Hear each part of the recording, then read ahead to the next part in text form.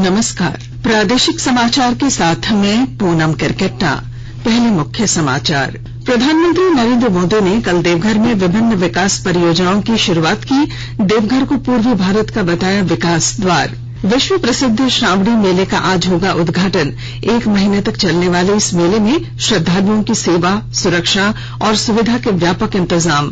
धनबाद जिले के बलियापुर क्षेत्र के प्रधान खंता रेलवे स्टेशन में रेलवे अंडरपास कार्य के दौरान मिट्टी का मलबा गिरने से उसमें दबकर 4 मजदूरों की मौत। 3 मैचों की 1 दिवसीय क्रिकेट श्रृंखला के पहले मैच में भारत ने कल इंग्लैंड को 10 विकेट से हराया और आज देश भर में मनाया जा रहा है गुरु पूर्णिमा का त्योहार। और अब समाचार विस्तार से।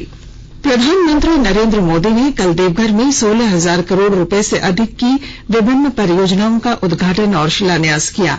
इसमें देवघर एयरपोर्ट और एम्स के अलावा हंसडीहा गोड्डा इलेक्ट्रिफिकेशन, गढ़वा गम्हरिया रेलवे दोहरीकरण, बरही और Bokaro LPG plant, Bokaro Angul Jagdishpur Haldia pipeline, Govindpur Chas west Bengal border 4 lane सड़क, चौका साहिरबेरा 4 लेन सड़क, रांची माहुलिया 4 लेन सड़क, खैराटुंडा बरवड्डा 6 लेन सड़क, गोरहर खैरटुंडा 6 लेन सड़क और बाबा वैद्यनाथ धाम विकास योजना शामिल है। साथ ही प्रधानमंत्री ने राज्य के विभिन्न जिलों में 12 योजनाओं की ऑनलाइन आधारशिला भी रखी। प्रधानमंत्री ने कहा कि आज शुरू की गई विकास योजनाओं से झारखंड में संपर्क सुविधा में बढ़ोतरी होगी और लोगों का जीवन सुगम हो सकेगा। उन्होंने कहा कि देवघर पूर्वोत्तर भारत का विकास द्वार होगा। इस अवसर पर केंद्रीय नागरिक उड्डयन मंत्री ज्योतिरादित्य सिंधिया ने कहा कि देवघर हवाई अड्डे के उद्घाटन से संथाल परगना के लोगों का सपना साकार हो गया है। श्री सिंधिया ने बताया कि झारखंड में 14 नए हवाई मार्ग शुरू होंगे। प्रधानमंत्री नरेंद्र मोदी ने जनप्रतिनिधियों से राष्ट्र हित में एकजुट होने का आह्वान किया है।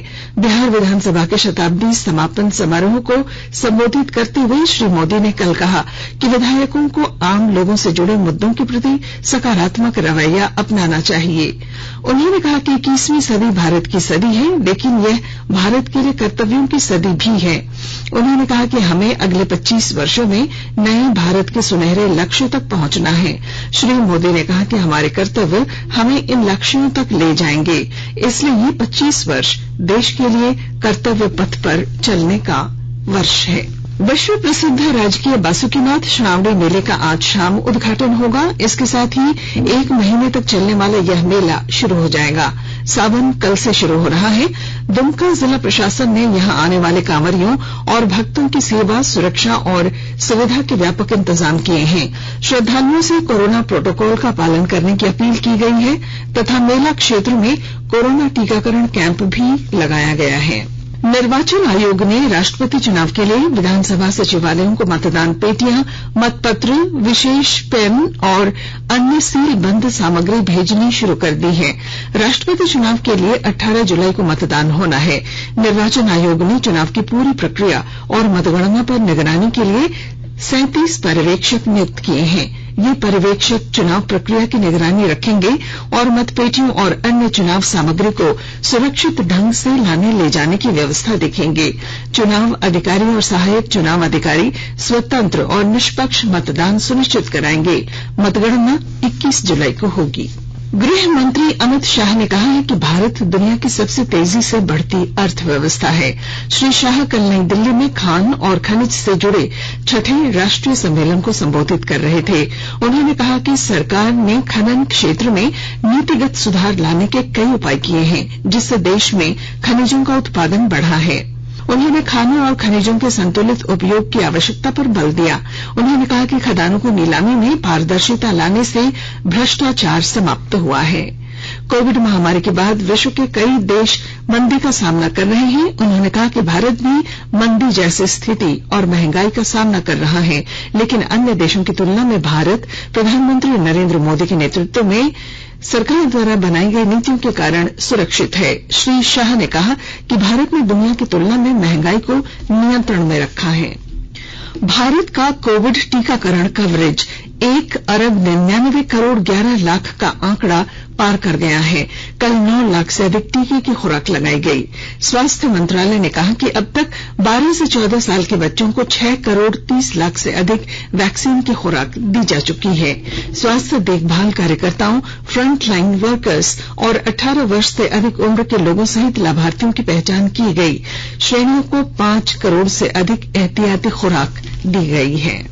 पलामू जिले के सतबरवा प्रखंड और लेस्लीगंज थाना क्षेत्र के धामाडीह गांव में केंद्र सरकार द्वारा भरहुलिया और मुरगाही पहाड़ पर चल रहे सर्वे कार्य पर ग्रामीणों ने कल रोक लगा दी। ग्रामीणों ने इसकी जानकारी सतबरवा अंचल अधिकारी को दी। पंचायत की मुखिया रिंकी देवी ने बताया कि दोनों पहाड़ क्षेत्रों पर पेड़ पौधे, पशु चारा स्थल, स्कूल, सरना स्थल, मृत बच्चों को दफनाने की जगह तथा बीएसएनएल का टावर लगा है, जिस कारण ग्रामीण सर्वे कार्य का विरोध कर रहे हैं। विधायक प्रतिनिधि राजेंद्र सिंह चेरो ने कहा कि यह स्थल ग्रामीणों की लाइफ लाइन है। सर्वे करा रहे अजीतो सरकार ने बताया कि सरकार के निर्देश के बाद 20 जून से कार्य शुरू हुआ था। उन्होंने बताया कि भरहुलिया पहाड़ की गैर मजरूआ जमीन पर एक व्यक्ति ने 5 डिसमिल जमीन की बंदोबस्ती कराई है, जो जांच का विषय है। आकाशवाणी के ताजा तरीन समाचारों के लिए आप हमारी वेबसाइट newsonair.com पर लॉग ऑन कर सकते हैं।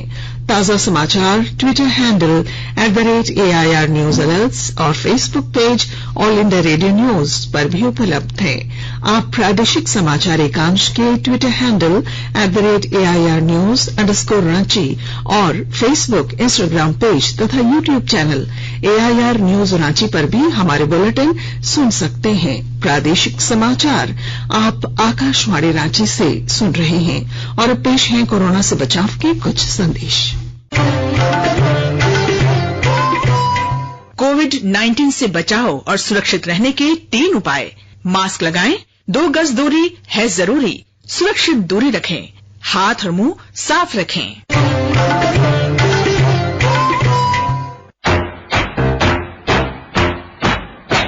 चलो मिलकर एक शुरुआत करें, चलो एक फैसला आज करें, मास्क नहीं तो टोकेंगे, कोरोना को रोकेंगे, चलो एक इरादा करते हैं, चलो एक इरादा करते हैं, मास्क नहीं तो टोकेंगे, कोरोना को रोकेंगे। भारत सरकार द्वारा जनहित में जारी। प्रादेशिक समाचार में आपका फिर स्वागत है। धनबाद जिले के बलियापुर क्षेत्र के प्रधान खंता रेलवे स्टेशन पर दक्षिण केबिन सिंदरी लाइन के पास रेल अंडरपास कार्य के दौरान कल रात मिट्टी का मलबा गिरने से 4 मजदूरों की दबकर मौत हो गई। मलबे में दबने वाले मजदूरों में निरंजन महतो, पप्पू कुमार महतो, विक्रम कुमार महतो और सौरभ कुमार धीवर शामिल हैं। कार्य के दौरान रेलवे का कोई अधिकारी नहीं था। लगभग 12:30 बजे रात धनबाद रेल मंडल के डीआरएम आशीष बंसल और रेलवे के अन्य अधिकारी घटनास्थल पर पहुंचे। इस दौरान लोगों ने उन्हें मुआवजे की मांग को लेकर घेर लिया। मृतकों के परिजनों को 20-20 लाख रुपए मुआवजा और परिवार के एक सदस्य को नौकरी देने की मांग लोग कर रहे थे। डीआरएम ने कहा कि प्रावधान के तहत उन्हें मुआवजा दिया जाएगा। बोकारो स्टील प्लांट में कल दोपहर सीआरएम की शेड का एक बड़ा हिस्सा अचानक गिर गया। दुर्घटना के वक्त उस जगह कोई मजदूर नहीं था। घटना को लेकर कामगारों में आक्रोश है। मजदूर यूनियन क्रांतिकारी इस्पात मजदूर संघ के महामंत्री राजेंद्र सिंह ने इस दुर्घटना के लिए प्रबंधन तथा संबंधित अधिकारियों को जिम्मेवार ठहराया है। उन्होंने कहा कि शेड की स्थिति जर्जर थी। पिछले 1-1.5 वर्षों से मैनेजमेंट को इसकी सूचना देकर आगाह किया जाता रहा कि शेड कभी भी गिर सकता है, लेकिन प्रबंधन ने इसकी सुध नहीं ली। केंद्र सरकार 75वें स्वतंत्रता दिवस के अवसर पर देश भर में हर घर तिरंगा राष्ट्रीय अभियान शुरू करेगी। आजादी के अमृत महोत्सव के अंतर्गत संस्कृति मंत्रालय यह अभियान शुरू करेगा। गृह मंत्री अमित शाह ने राष्ट्रीय ध्वज तिरंगे के सम्मान में इस अभियान को स्वीकृति दी है। आजादी के अमृत महोत्सव के तहत रामगढ़ जिले के सभी क्षेत्रों में उद्यमिता विकास पखवाड़े का आयोजन किया जा रहा है। विस्तृत जानकारी दे रहे हैं हमारे संवाददाता। आजादी के अमृत महोत्सव के तहत रामगढ़ जिले के सभी प्रखंड क्षेत्रों में उद्यमिता विकास पखवाड़ा का आयोजन किया जा रहा है। इस दौरान विशेषकर महिला समूह को कम ब्याज पर बैंकों से ऋण उपलब्ध कराकर उन्हें स्वरोजगार से जोड़ा जा रहा है। इससे क्षेत्र की महिलाएं स्वरोजगार से जुड़कर आत्मनिर्भर बनने की ओर अग्रसर हो रही हैं। इस क्रम में बीते दिनों जिले के गोला प्रखंड परिसर स्थित JSLPS कार्यालय परिसर में उद्यमिता विकास पखवाड़ा का आयोजन किया गया। मौके पर उपस्थित जनप्रतिनिधियों ने कहा कि सरकार देश की आधी आबादी को विभिन्न योजनाओं के माध्यम से जागरूक एवं आत्मनिर्भर बनाने की दिशा में सार्थक पहल कर उन्होंने कहा कि देश की महिलाएं आत्मनिर्भर कर सकेगा। इस दौरान सखी मंडी सामग्रियों का वितरण किया गया। कौशल किशोर तिवारी, आकाशवाणी समाचार, रामगढ़। हजारीबाग जिले के पुलिस अधीक्षक मनोज रतन चौथे ने कल आपराधिक मामलों की समीक्षा बैठक की। पुलिस अधीक्षक ने बैठक में जिले के सभी थाना प्रभारी और पुलिस पदाधिकारियों को जमानती तथा गैर जमानती वारंट, इश्तेहार और कुर्की जब्ती के निष्पादन करने का निर्देश दिया। उन्होंने सभी थानों को धार्मिक स्थलों पर तथा संवेदनशील स्थानों पर कड़ी निगरानी रखते हुए गश्ती करने को कहा। साथ ही अवैध अफीम की खेती करने वाले लोगों को चिन्हित कर उनके विरुद्ध सख्ती बरतने और सोशल मीडिया पर अफवाह फैलाने वाले लोगों के विरुद्ध कानूनी कार्रवाई करने पर जोर दिया। रामगढ़ जिले के बरकाकाना ओपी क्षेत्र में बाइक चोर गिरोह के 3 चोरों को पुलिस ने गिरफ्तार कर न्यायिक हिरासत में भेज दिया है। पुलिस ने बताया कि तीनों आरोपियों में 2 बाइक चोरी करते थे, जबकि एक मोटरसाइकिल को बेचने का काम करता था। ये तीनों बरकाकाना थाना क्षेत्र में ही मोटरसाइकिल चोरी के लिए सक्रिय थे। पुलिस ने बताया कि ये लोग मोटरसाइकिल चोरी कर उसके नंबर को बदलकर बाइक बेच देते थे। क्रिकेट। भारत और इंग्लैंड के बीच खेले जा रहे 3 एक दिवसीय अंतर्राष्ट्रीय क्रिकेट मैचों की श्रृंखला के पहले मैच में भारत ने इंग्लैंड को कल 10 विकेट से हरा दिया। इंग्लैंड की टीम 26वें ओवर में मात्र 110 रन पर सिमट गई। कप्तान जोस बटलर ने सर्वाधिक 30 रन बनाए। भारत की ओर से तेज गेंदबाज जसप्रीत बुमराह ने 6 और मोहम्मद शमी ने 3 विकेट लिए। जवाब में भारत ने 11 रनों का लक्ष्य बिना कोई विकेट गंवाए 19वें ओवर में ही हासिल कर लिया। कप्तान रोहित शर्मा ने 58 गेंदों में 76 और शिखर धवन ने 31 रन बनाए। श्रृंखला का दूसरा मैच कल लॉर्ड्स में खेला जाएगा, जबकि तीसरा और अंतिम मैच रविवार को मैनचेस्टर के ओल्ड ट्रैफर्ड में होगा। रोहित शर्मा की कप्तानी में भारतीय टीम ने T20 मैचों की श्रृंखला 2-1 से जीती थी। आज गुरु पूर्णिमा का पर्व धूमधाम से मनाया जा रहा है। इसे व्यास पूर्णिमा भी कहा जाता है और यह पर्व आध्यात्मिक और शैक्षिक गुरुओं को समर्पित है। भगवान बुद्ध ने बोधि वृक्ष के नीचे ज्ञान प्राप्ति के बाद इस अवसर पर अपना पहला प्रवचन दिया था। भगवान बुद्ध ने सारनाथ से बोध गया की यात्रा की थी और पूर्णिमा के दिन अपना प्रवचन दिया। आज के दिन भगवान बुद्ध के अनुयायी उनकी पूजा करते हैं। और अब बुलेटिन के आखिर में आज प्रकाशित अखबारों की सुर्खियां। राज्य से प्रकाशित होने वाले लगभग सभी अखबारों ने प्रधानमंत्री के देवघर में विकास परियोजनाओं की शुरुआत की खबर को प्राथमिकता के साथ प्रकाशित किया है। इसके अलावा इन खबरों को भी प्रमुखता दी है। प्रभात खबर ने धनबाद में रेलवे कार्य के दौरान मलबे में मजदूरों के दबने की खबर को पहले पन्ने पर जगह दी है। हिन्दुस्तान ने मुख्यमंत्री के हवाले से लिखा है, केंद्र सहयोग दे तो 5 साल में अग्रणी राज्य बनेगा झारखंड। दैनिक जागरण ने बेटे बेटियों में अग्निवीर बनने की होड़ खबर को बॉटम खबर के रूप में प्रकाशित किया है। दैनिक भास्कर ने आम आदमी को महंगाई पर खास राहत नहीं मिलने की खबर प्रमुखता से प्रकाशित की है।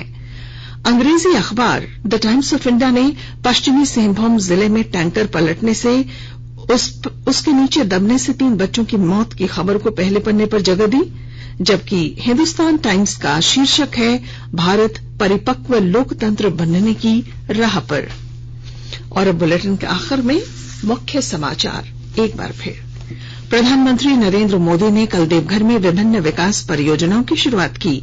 देवघर को पूर्वी भारत का बताया विकास द्वार। विश्व प्रसिद्ध श्रावणी मेले का आज होगा उद्घाटन। 1 महीने तक चलने वाले इस मेले में श्रद्धालुओं की सेवा, सुरक्षा और सुविधा के व्यापक इंतजाम। धनबाद जिले के बलियापुर क्षेत्र के प्रधान खंता रेलवे स्टेशन में रेलवे अंडरपास कार्य के दौरान मिट्टी का मलबा गिरने से उसमें दबकर 4 मजदूरों की मौत। 3 मैचों की एक दिवसीय क्रिकेट श्रृंखला के पहले मैच में भारत ने कल इंग्लैंड को 10 विकेट से हराया। और आज देश भर में मनाया जा रहा है गुरु पूर्णिमा का त्योहार। और इसके साथ ही आकाशवाणी रांची से प्रादेशिक समाचार का ये बुलेटिन समाप्त हुआ। नमस्कार।